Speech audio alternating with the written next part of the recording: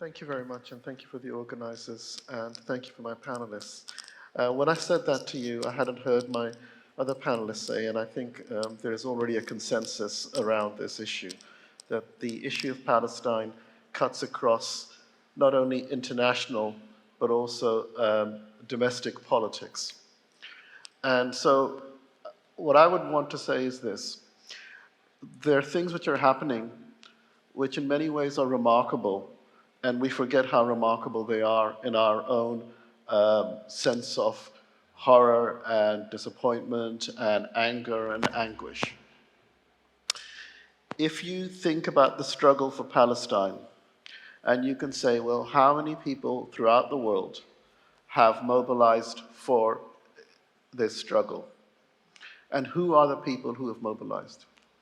I would propose to you that if it wasn't for the people, then there are very few governments, if any, that would have done anything in response to what is happening to Gaza as we speak. It is the people who have been taking to the streets, who have been arguing and pushing and saying that what is happening in Gaza, what has been happening to Palestine, is what is happening to all of us. When you hear the chants and the talk that we are all Palestinian, it's not just, I don't think it's just a slogan. There is a certain logic to this, which I think is worth exploring. We talk about from Jakarta to Tangiers or Jakarta to Dakar. In England, there are people who wear Palestinian flags who are not Palestinian, who don't have any connection with Palestine. They probably couldn't find Palestine on a map, but they identify with Palestine and the colors of Palestine. And I think this is a very important moment.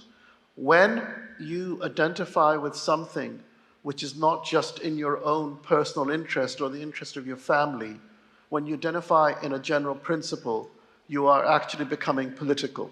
You're becoming politically conscious and you're becoming politically aware because you are making this leap between what is a situation of something which may be particular, which may be happening somewhere there, and you're saying, actually, even though if it does not affect me individually, I feel affected by it.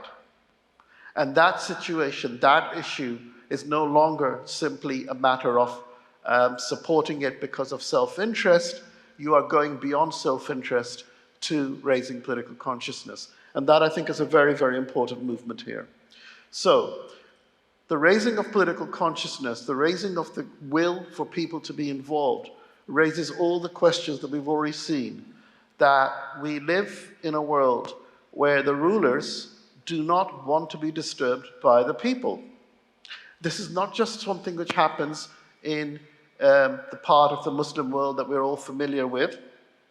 But if you look at, for example, in Germany, they will not allow the protests in favor of Palestine.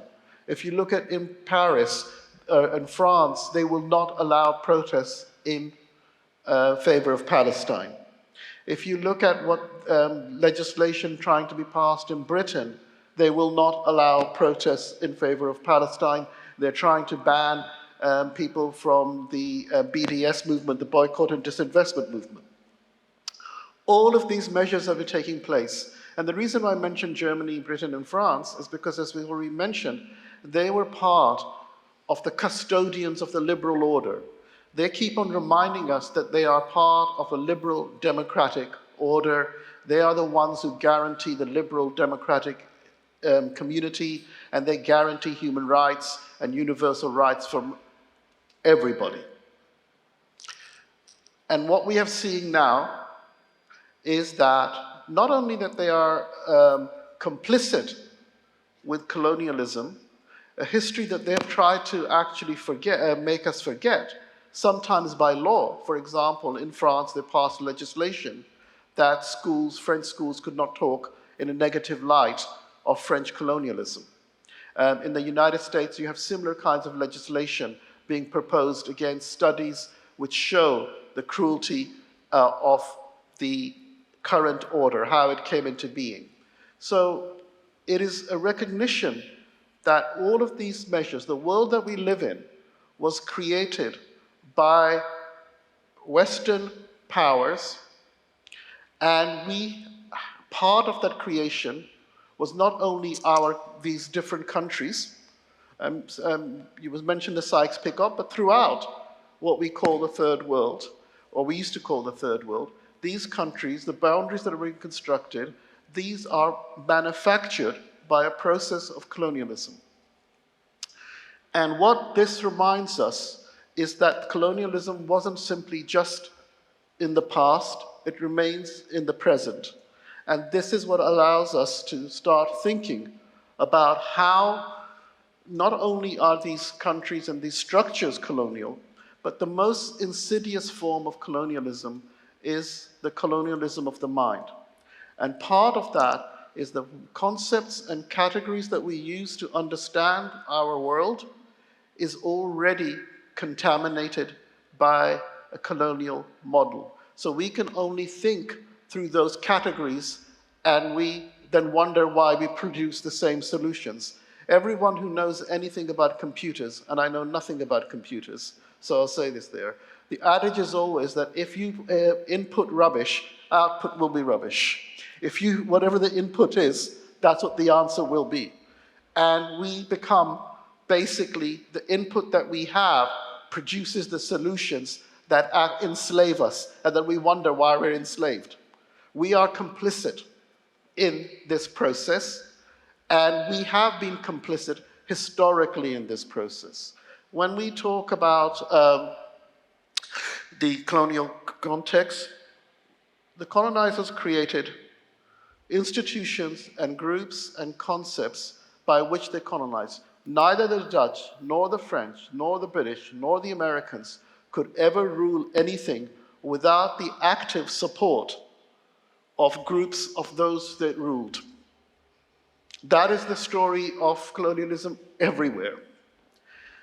So, when I talked about the rulers and the ruled, is to see that right now we have a vacuum in the world about how things could be different, how we could rule better.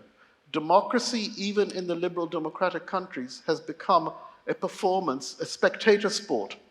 You watch it, you do elections regularly, and the choices are curtailed. When, for example, in many countries, the so-called opposition and the government agree totally in standing by Israel, supporting this policy, where is this democratic spirit left? Where is democracy when alternative voices are silenced throughout the world? So, how does this feed into the discussion between the rulers and the ruled?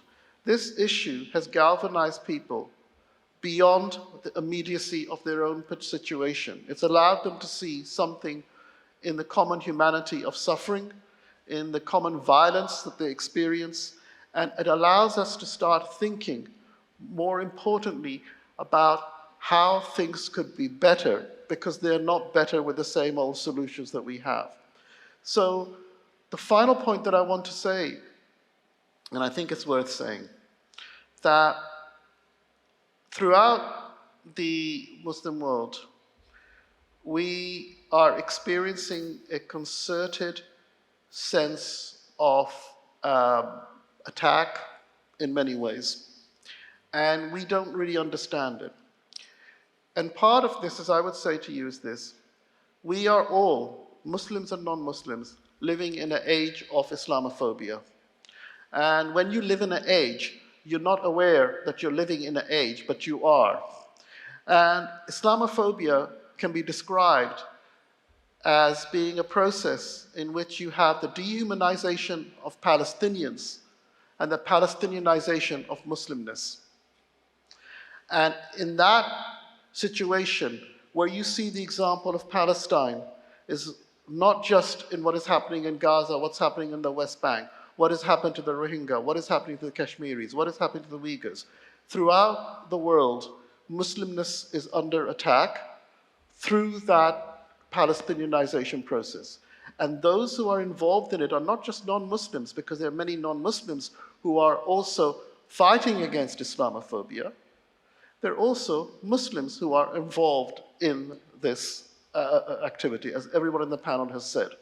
And we need to remember this as well, that the age of Islamophobia frames the way that we can think about a different world, so that we end up reproducing Islamophobia just in different forms. Thank you.